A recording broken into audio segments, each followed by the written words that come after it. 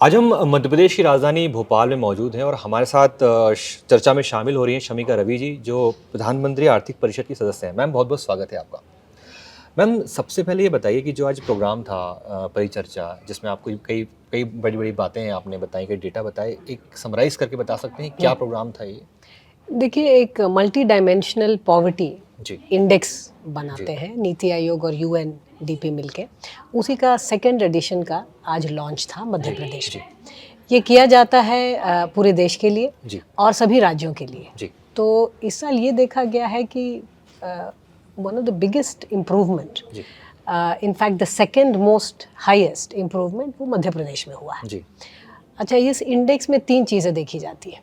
Normally poverty जो है, गरीबी, हम लोग इनकम से मेजर करते हैं। जी कई बार हम लोग खान पान, अगर सिंपल एक्सपेंडिचर देखें जी उस पे है। ये मल्टी डायमेंशनल पॉवर्टी का आइडिया जो है ना, वो थोड़ा हटके है इनसे, क्योंकि उसमें हेल्थ, एजुकेशन और लिविंग कंडीशंस को देखा जाता जी है। तो इन्हीं तीनों को जोड़ के एक इंडेक्स क्रिएट किया जाता है और जी सभी राज्यों के लिए यही बनाया गया। जी इस साल जो स्टडी आई है वो पिछले 5-7 वर्षों के बीच जो बदलाव आया है, जो प्रोग्रेस आया है, जी उसको मेजर करते हुए ये देखा गया कि मध्य प्रदेश में सेकंड हाईएस्ट जो इम्प्रूवमेंट है, जी ऑलमोस्ट समझिए 1.35 करोड़ जी लोग जो हैं गरीबी से बाहर उभरे हैं, जी जो कि बहुत ही बड़ा नंबर है। अगर नेशनल लेवल पे देखें तो ये 1/10 ऑफ नेशनल जो इम्प्रूवमेंट है वो एमपी में ओके हुआ है। तो बहुत बड़ी बात है। जी। तो जैसे ये जो डेटा आप बता रहे हैं, ये कितने समय के बाद रिफ्लेक्ट हुआ है इस बड़े नंबर के साथ में? देखिए, ये नेशनल फैमिली हेल्थ सर्वे है, जी जिसके अलग अलग राउंड्स होते हैं। जी तो इसका 4th राउंड था एनएफएचएस का, वो 15-16 का है। अच्छा और 5th राउंड है 2019 टू 21। जी तो बीच का जो ये 5-6 साल होता है, जी उस दौरान जो इम्प्रूवमेंट आया है उसको जी मेजर किया है इसमें। तो जो ये मेजरमेंट का जो न्यू इनोवेटिव तरीका है, इसकी ज़रूरत क्यों महसूस हुई थी आप लोगों को? देखिए, नॉर्मली क्या होता है कि पॉवर्टी का मेजर जो इनकम के को यूज़ करके होता है या जी एक्सपेंडिचर को यूज़ करके, वो बड़ा सीमित होता है। जी एक तो इनकम का खुद का मेजरमेंट जो है ना, बड़ा नॉइजी होता है। तो जी कुछ तो मेजरमेंट के इश्यूज हैं, कुछ ये भी है कि गरीबी को अब थोड़ी और गहराई में समझना बड़ा ज़रूरी हो जी जाता है। तो इसमें हेल्थ, न्यूट्रिशन, पढ़ाई, एजुकेशन जी और लिविंग कंडीशंस, किस माहौल में किस तरीके का घर है, पानी है, बिजली है, जी इन सब चीज़ों को, ये बेसिक कम्युनिटीज़ जो हम लोग डिसेंट लिविंग के लिए जो समझते हैं, जी वो अब हम लोग मल्टी डायमेंशनल पॉवर्टी में मेजर करना शुरू किए हैं। जी तो ये समझिए कि this is a much more nuanced and N improved right look at poverty in the country. Okay. तो जैसे आपने एमपी के बारे में बताया कि ये एक बहुत बड़ा अचीवमेंट है इन टर्म्स ऑफ नंबर्स। सो अगर हम बाकी स्टेट की हम बात करें देश के, तो बाकी स्टेट में और कौन सी ऐसी स्टेट्स हैं जिन्होंने इम्प्रूवमेंट जिसमें नज़र आया है आपके डेटा के हिसाब से?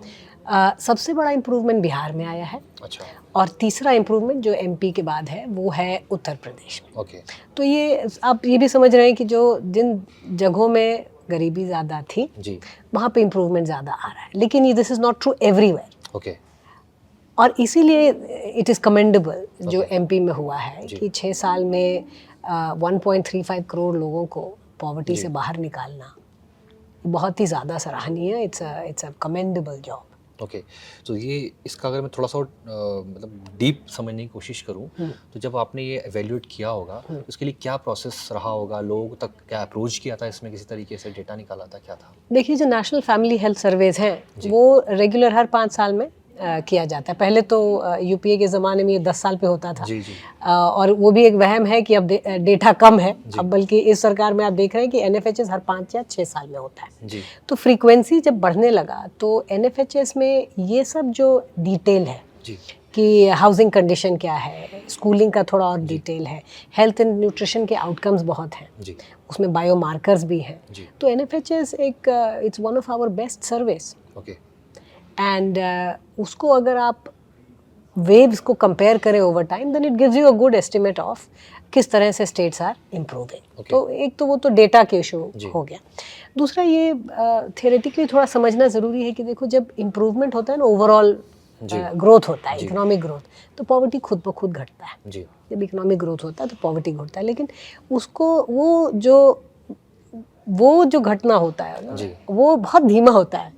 इसलिए Time सरकार लेता है। बहुत समय लगता है। और इतना देखिए, डेवलपिंग अब भारत एक मिडिल इनकम कंट्री बिल्कुल, है बिल्कुल। And we are not part of developing जी वर्ल्ड एनीमोर। पूरा जो नज़रिया है डेवलपमेंट का और गवर्नमेंट का role in providing facilities and basic communities for a decent living, जो सबका सम्मान आप एक तरीके से सोचो, वो अगर आप देखो तो स्टेट का active role in providing these facilities, not waiting कि भाई ग्रोथ हुआ है तो वो लोएस्ट डिनोमिनेटर तक पहुंचेगा, स्टेप बाय स्टेप एफर्ट्स हैं सारे। एफर्ट करना ज़रूरी है। और इसीलिए आप देखोगे इलेक्ट्रिसिटी का प्रोविजन है, हेल्थ अगर आप देखो तो वेलनेस सेंटर्स का है, आयुष्मान भारत का रोल है, तो ये सारे जो ये लार्ज वेलफेयर पॉलिसीज़ हैं इनका डायरेक्ट इम्पैक्ट पड़ता है। और ये डेटा जिस तरह से है उसका मतलब ये हो जाता है कि 5 से 6 साल में आप इम्प्रूवमेंट को मेजर कर पाते हो। ओके जी। सो अगर मैं आखिरी में एक सवाल और समझना चाहूँ कि देश की स्थिति अगर हम देखें दुनिया के सामने, तो in terms of your new जो प्रोसेस है, तो क्या डेटा क्या कहता है कि दुनिया के सामने हमारी गरीबी को हम कैसे देख पा रहे हैं अभी हम? देखो, अगर ओवरऑल सस्टेनेबल डेवलपमेंट गोल्स की आप बात करो तो India is a very large part of attaining sustainable development goals, और MP is a very important part for India to attain sustainable development goal. तो एमपी का परफॉर्मेंस जो है ना वो ग्लोबली एक बहुत बड़ा हाँ, it's a very big play. अच्छा, उसके अलावा आपको ये भी समझना होगा कि India is no longer a developing country, it's a low middle income country. तो एक तो कैटेगराइजेशन चेंज हुई है।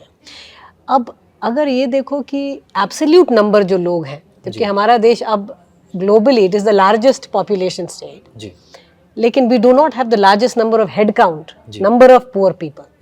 We have far fewer poor than much smaller countries like Nigeria, Ghana, etc. etc.